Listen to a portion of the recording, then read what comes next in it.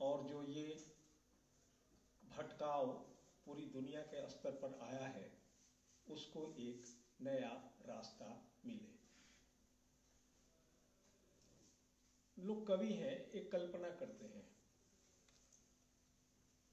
कि अडानी या अंबानी ने कोरोना काल में 1 लाख ऑक्सीजन सिलेंडर बंटवाए। 1 लाख सिलेंडर से लोगों की जान बचाई गई। अखबारों के मुख्य पृष्ठ पर एक बहुत ही सुंदर और शालीन सा चेहरा अडानी का या अंबानी का हमारे सामने आया कि अडानी या अंबानी ने इतने मानवता के कार्य किए, किंतु इसके उलट वह चेहरा छोड़ दिया गया कि इस देश के किसी गांव के कोने में प्लास्टिक का जो एक कचरा मिलता है उसे भी उस अंबानी ने दिया है।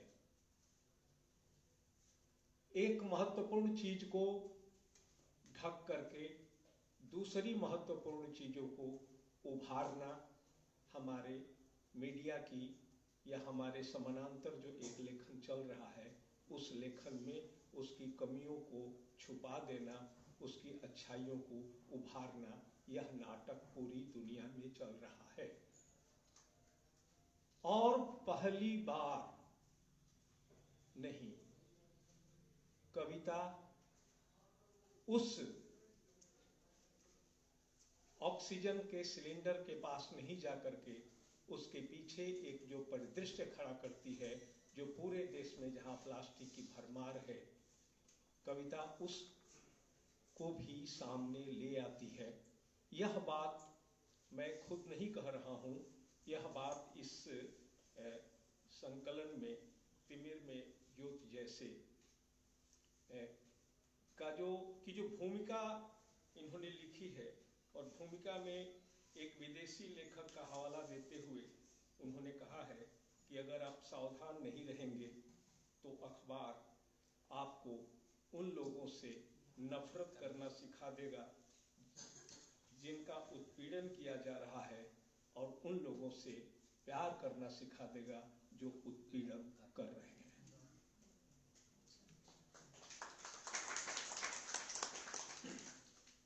कविता के बारे में बहुत कुछ कहा गया है और बहुत कुछ कहा जाता रहेगा। कविता दूर दूर तक रेत ही रेत हो, दूर दूर तक रेत ही रेत हो, वहां कोई कविता नहीं होगी। अगर उस रेत के बीच कहीं एक दूब की नोक दिख जाए तो कवि उम्मीदों का गलीचा बिछा देगा। पूरी रेत में वो गलीचा बिछा देगा, और वो समझ गया कि अगर एक दूब की नोक उग सकती है तो ये पूरी रेत गलीचा भी हो सकती है दूब का। मदन जी हम लोग बचपन के एक तरह से मित्र हैं। बाबा नागार्जुन से एक बार आरा आते थे डॉक्टर चंद्रभूषण तिवारी के यहाँ। उस समय हम लोगों की समझ उतनी गहरी नहीं थी। मैंने खेल खेल में उनसे पूछा कि बाबा कविता क्या है, क्या होती है? अचानक गंभीर हो गए। वो बोले कि शाम को बताएंगे। शाम को फिर जब मैं उनके पास गया तो उन्होंने कहा कि देखो ऐसे समझो, एक पेड़ है। मैंने कि समझ लिया। ठूंठ है, ये भी समझ लिया। उस पर पत्ता नहीं आए, टहनी नहीं आए, कोपल न निकले और फूल खिल जाए, कविता है। हक से ये बात सुन तो लिया, समझ तो गया। लंबे समय तक ये बात समझ में नहीं आई। लंबे समय तक यह बात मेरी समझ में नहीं आई, लेकिन चूंकि इसके इमेजेस इतने स्ट्रांग थे कि वे भीतर जाकर के कहीं न कहीं बस गए मन में। और लंबे समय बाद जब अचानक वो क्रौच वध वाला वाल्मीकि का जब ये सामने आया, एक मादा क्रौच एक नर क्रौच आपस में खेल रहे थे, एक बहेलिए का तीर आया, तीर नर को लगा, मादा छटपटाई। पहली बार महसूस किया वाल्मीकि ने कि पीड़ा मरने वाले में नहीं, बचे रहने वाले में होती है। कोरोना की पीड़ा कोरोना से मरने वालों में नहीं है, वे तो चले गए। कोरोना की पीड़ा उनके पास है जो बचे हुए हैं।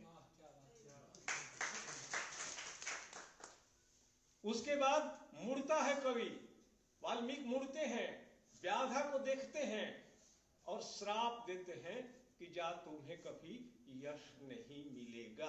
ये भक्त से है और ये उस ठूंठ पेड़ पर खिला हुआ फूल है। इस ठूंठ समय में यह संचयन ठूंठ पेड़ पर खिला हुआ फूल है। इसमें कविताओं की बात करें, 40 से ऊपर कवि हैं। और पहले पटना जब कभी मैं जाता था तो सीधे मदन जी के यहाँ बैठ जाता था। भारत बैगन में रहते थे और दिन भर मैं नौकरी से ये लेकर के आरा से ट्रेन पकड़ता था और पटना चला जाता था और हम लोग दिन भर पागलों की तरह बात करते थे।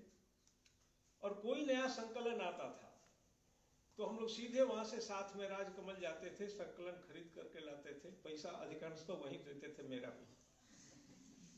तो वहां से लाते थे और पढ़ने में जो एक युवा समय में जो एक तीव्रता होती थी, यह बहुत दिनों के बाद इस संकलन ने वो सुख दिया। बचपन का सुख बुढ़ापे में इस संकलन ने दिया। और इस संकलन में पूरा एक समय है, ये खास समय है, ये सामान्य समय नहीं है। इस समय में जिस भाषा में और जिस तरह बातें कही जा रही हैं, आप गौर से अगर पढ़ेंगे तो उसकी शैली में अंतर आएगा।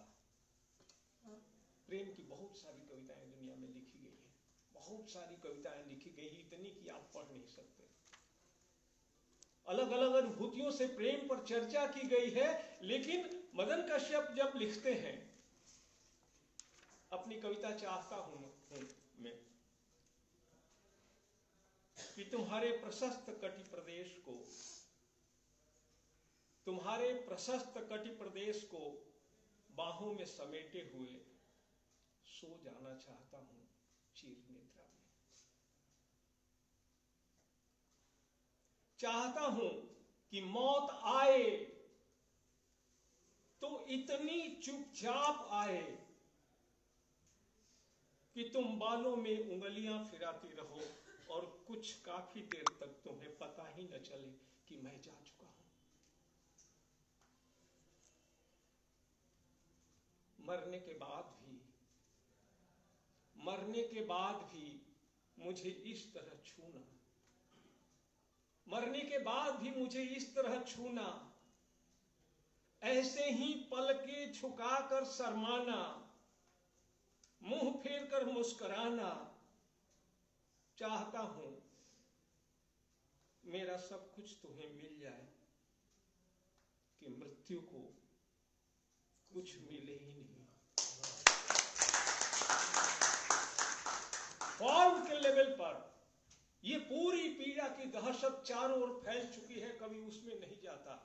वो पूरा का पूरा वाष्पीकृत हो जाता है और जो सबसे उसका प्रिय है वो उसके पास इस तरह जाना चाहता है कि काफी देर तक उसको पता ही न चले कि मैं जा चुका हूं। ये ताकत है। यहां कविता अब तक के मानकों को, कविता विषय में नहीं है ही नहीं, वो एक चाहत है कि चाहता हूं, लेकिन किस समय परिस्थितियों में चाहता हूं, मौत आकर के जब सिर पर बैठ गई है, बचने की कोई गुंजाइश नहीं है, वहां जब ये कवि मरने की कल्पना करता है तो प्रेम के पास आता है। ये ताकत है इन कविताओं की। ये एक कवि की कविता नहीं है। देखिए, वे हम लोगों के मित्र ही हैं, कुमार अंबुज की कविता देखिए। एक सैनिक सोता है तो दूसरा सैनिक रक्षा करता है उसकी नींद की। एक आतताई सोता है तो उसके वफादार पहरेदारी करते हैं उसके नींद की। अमीर सोता है तो उसका ऐश्वर्य उसके नींद की चौकीदारी करता है। जब एक गरीब आदमी सोता है, थका भूखा निराश्रित, तो अकस्मात मृत्यु उसकी परवाह करती है।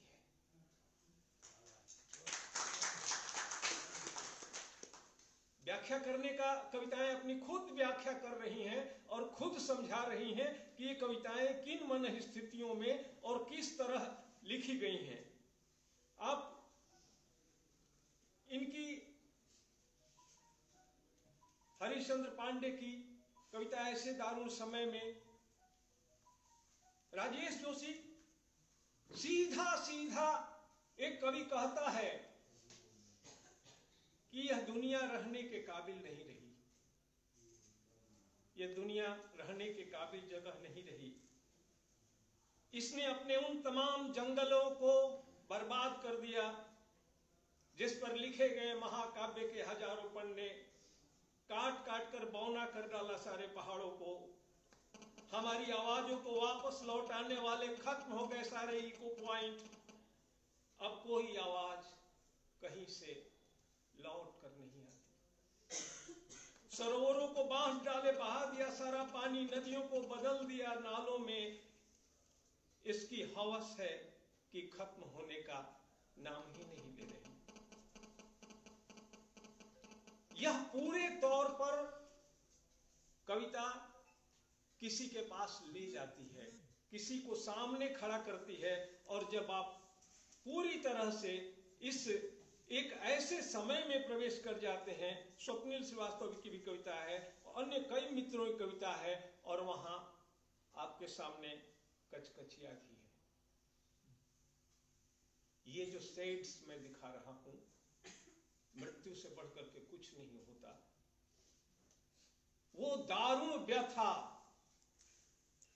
कविता कहां होती है? एक बार तिवारी जी ने मुझसे पूछा, मैं नहीं बता पाया। उन्होंने एक हमको शेर सुनाया,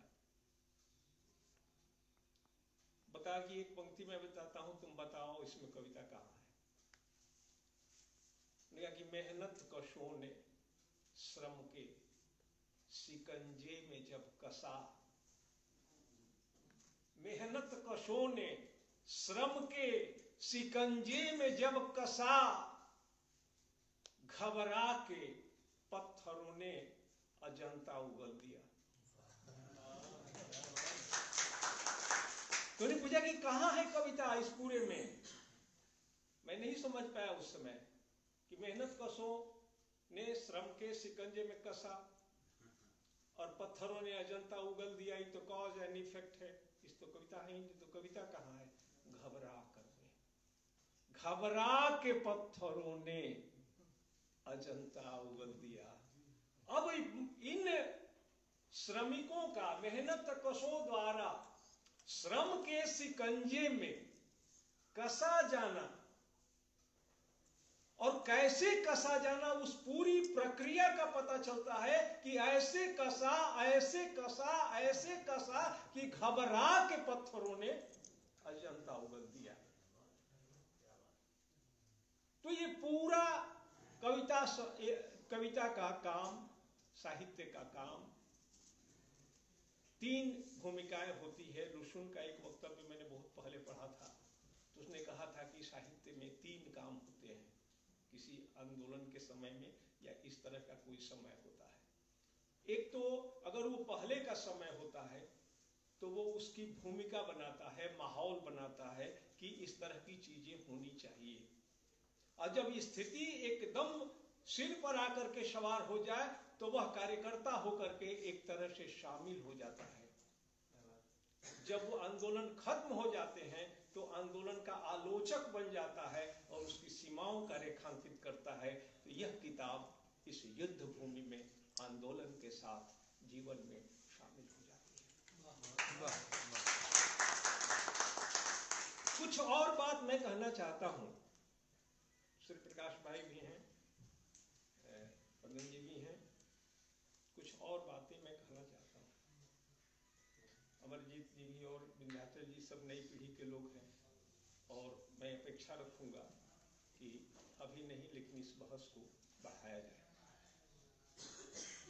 प्रगतिशील लेखक संघ की स्थापना जिस दिन प्रेमचंद ने की, लगभग छायावाद का स्वरूप मिट गया और प्रगतिशील लेखक संघ की स्थापना को मैं एक तरह से आजादी के बाद का जो साहित्यिक स्वरूप है या जो भी सांस्कृतिक स्वरूप है उसका प्रतिनिधि मानता हूं। प्रगतिशील लेखक संघ की स्थापना का दिन, उसके बाद से आज तक कम से कम हिंदी में 50 से अधिक आंदोलन आए। नई कविता का आंदोलन आया, अकविता का आंदोलन आया, भूखी पीढ़ी, नंगी पीढ़ी और कितने तरह के आंदोलन आए। नक्सलवादी कविता का आंदोलन आया, प्रगतिवादी कविता आई, जनवादी कविता आई और आ करके उसका क्रम आज तक वो नियमित रूप से चलता रहा है। ये सारे आंदोलनों को बहुत सारे कलावादी आंदोलन भी हुए। अशोक वाजपेयी अपना भारत भवन से चलाते रहे थे, उसके पहले अज्ञेय चलाते रहे थे, उसके बाद से फिर जगह जगह उसकी रघुवीर सहाय में परिणति हुई। हम लोग जब लिखना शुरू कर रहे थे तो दो पीढ़ी थी, एक केदारनाथ सिंह की और एक रघुवीर सहाय की।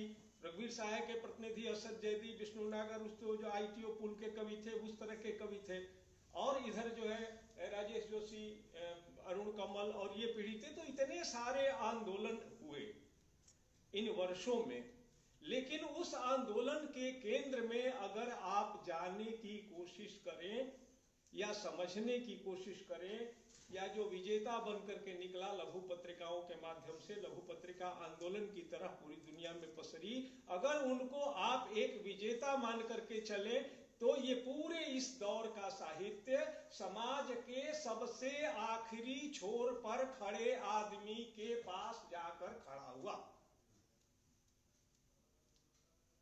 इसमें भी जातिवादी विसंगतियां आई, जाति ही वर्ग है जैसी बातें भी आई, और ये नारी की बातें आई, दलित की बातें आई। लेकिन कहीं ना कहीं से अगर नारी की ही बात शुरू हुई तो उसको ये माना गया कि जैसे गांव में हरिजन होते हैं वैसे घर में औरत होती है।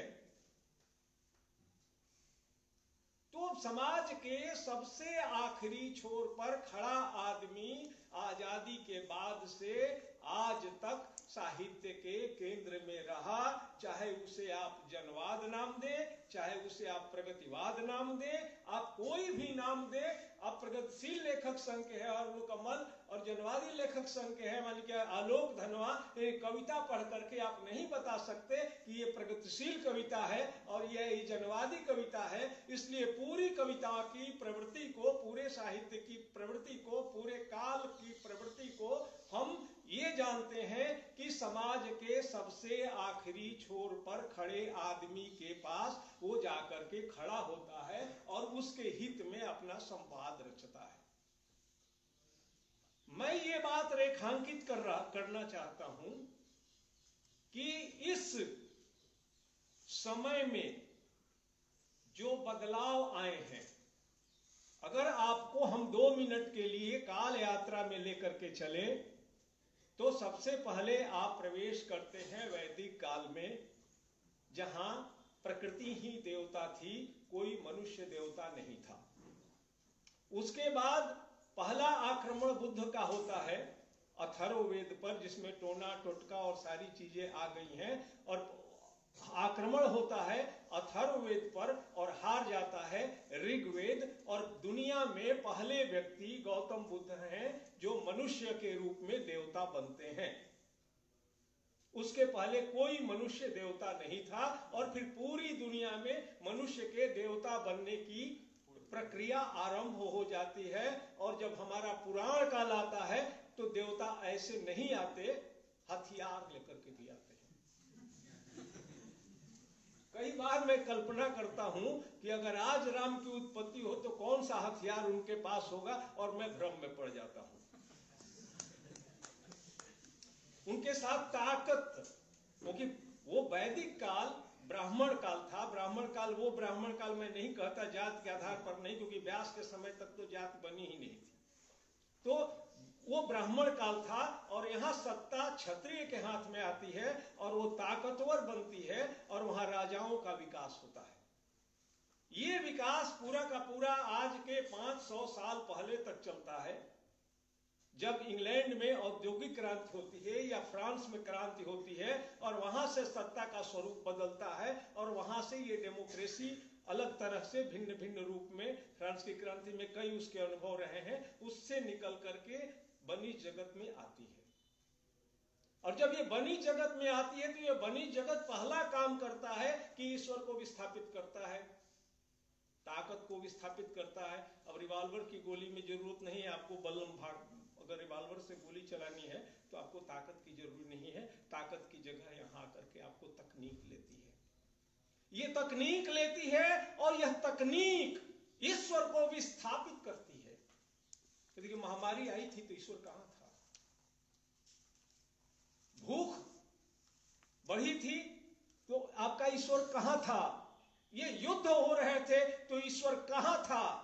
महामारी आई तो विज्ञान के सहारे बाजार ने उसे संभाला, भूख आई तो जेनेटिक्स के सहारे हमने उसे संभाला, युद्ध को इतना हथियार ये करके हमने एक संतुलन कायम किया। वो ईश्वर कहां था? कहां गया? एक गाय थी, खूंटे पर बंधी रहती थी, मालिक दोनों समय दूध निकालता था।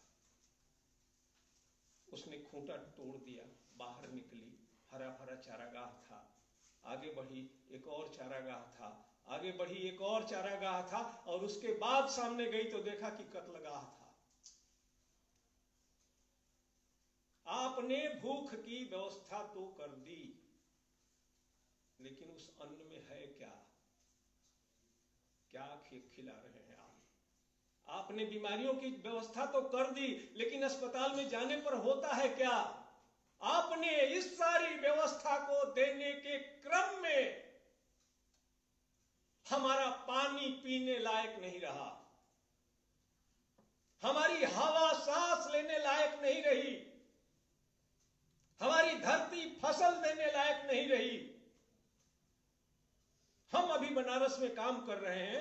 बनारस में जांच में निकला है कि बनारस के 100 फुट नीचे का जल नाले के जल से 1.5 गुना गंदा है।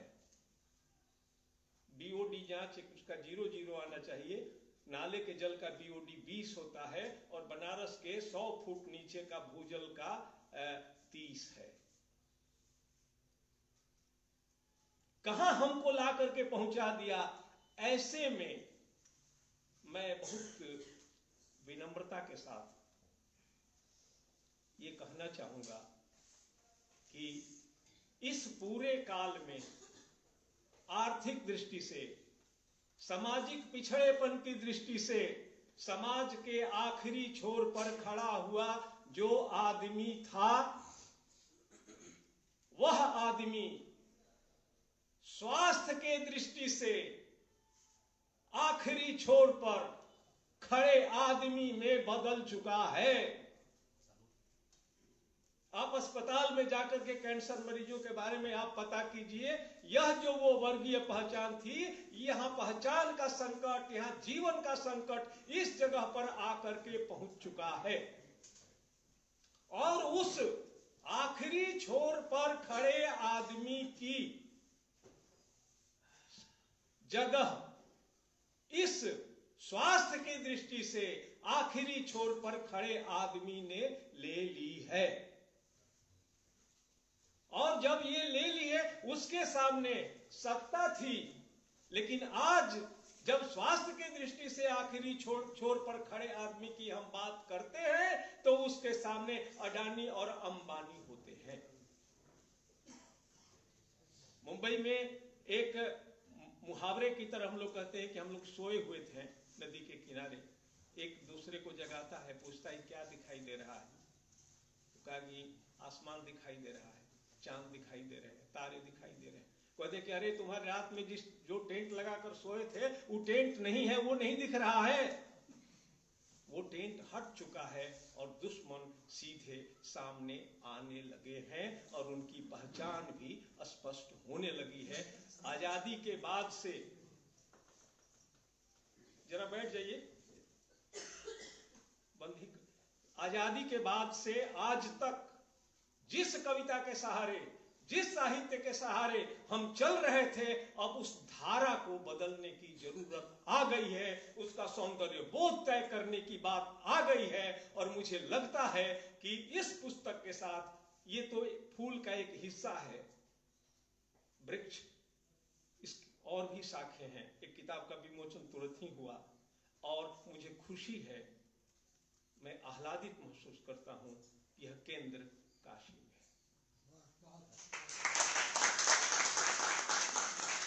मैंने जो आरंभ में कहा कि रोशनी काशी से गई थी, मैं अब कह रहा हूं कि यह रोशनी काशी से जा रही है, पूरे देश में जा रही है, पूरी दुनिया में जा रही है। इसलिए बेहतर होगा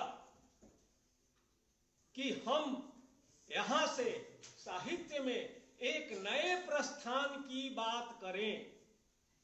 और इसे बहुत अच्छा नाम, एक दिन बात हो रही थी,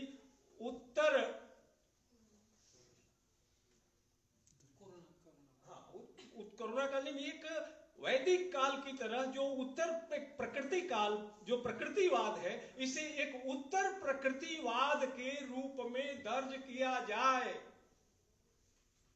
यह वो प्रकृति नहीं है, ये वो चिड़िया नहीं है, ये प्रकृति मार रही है, प्रकृति का पूरा चरित्र बदल चुका है। गंगा के दोनों किनारे आर्सेनिक से लेकर के जाने कितनी बीमारियों का स्रोत वो बन चुकी है गंगा। अब वो गंगा नहीं रही जिससे आप सोच रहे हैं। प्रकृति पूरी की पूरी मनुष्य संकट में नहीं है, संकट में प्रकृति है और वह जीवन के साथ अराजक हो रही है। इस प्रकृति की अराजकता से एक बार ज्ञान के स्तर पर प्रकृति के बारे में कुछ पता नहीं था, तो हमारे ऋषियों ने इस चुनौती को स्वीकार किया और प्रकृति को समझा। आज फिर प्रकृति अपना चरित्र बदल चुकी है, प्रकृति अपना स्वभाव बदल चुकी है, प्रकृति अपना रूप बदल चुकी है। इस प्रकृति को समझने के लिए एक नव प्रकृतिवाद या उत्तर प्रकृतिवाद की आवश्यकता है। और मैं श्री प्रकाश भाई से निवेदन करूंगा कि यहाँ ज्ञान का प्रकाश है, यहाँ बातें सुनी जाती हैं, यहाँ बहस करते हैं लोग, यहाँ उसका केंद्र काशी में बनाया जाए, इस पर काम किया जाए, पत्रिकाएं निकाली जाए, इसके सौंदर्य बोध को, जो आज सारी बातें हुई हैं, नए सिरे से परिभाषित किया जाए और पूरी दुनिया के आसमान में, साहित्य की दुनिया के आसमान में एक नया सूरज उगाया जाए। इसी के साथ अपनी बात